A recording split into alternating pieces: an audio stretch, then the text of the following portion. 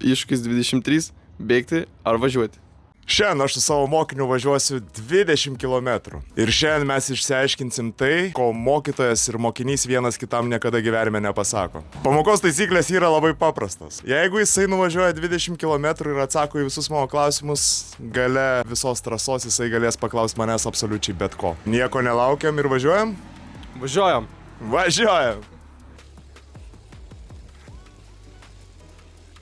5 km įveikti. Pirmas klausimas. Kaip dažnai darydamas namų darbus naudoji dirbtinį intelektą? Dabar 11-okas, vis rečiau matematiką uždavinuką, kokį šauni, sužinai viską. Ką išmoksti, ką supranti, tai jau čia tau. O 9-10 klasė tikrai literatūra, viską sušauni, viską nurašai ir laimingas. O žvėris tie vaikai.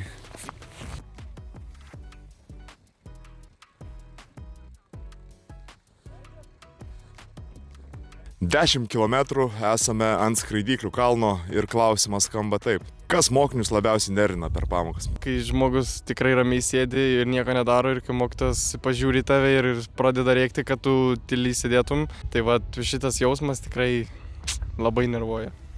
Gerai, darysiu taip dažniau. Ja. Tai klausimas tau, Viliau, ar užvažiuotum? Labai lengvai tikrai, manau, be pagalbos. Gerai, ką tik nusileidom nuo skraidyklių kalno, tai ar tikrai važiuotum?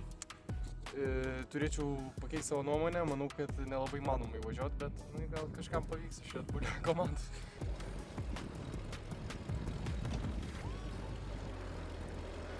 15 kilometras, trečias klausimas. Jeigu galėtum pakeisti vieną dalyką mokykloje, kas tai būtų? Tikriausiai panaikinčiau pirmo ir antro aukšto tualetų sargybą, kuri niekada nepalieka ramybei. Fantastika. Kas supras, tas supras.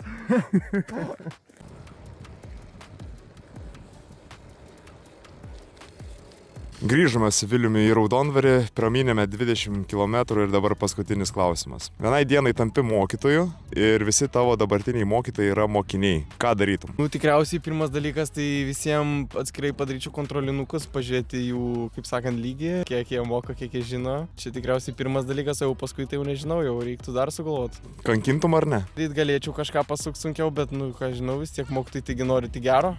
Vilius atliko visas užduotis, atsakė visus klausimus, o dabar turi galimybę manęs paklausti 3 klausimų. Pirmas klausimas, tai kuris tau mokytas, kai tu pats mokeis, kuris tau mokytas labiausiai užkniso?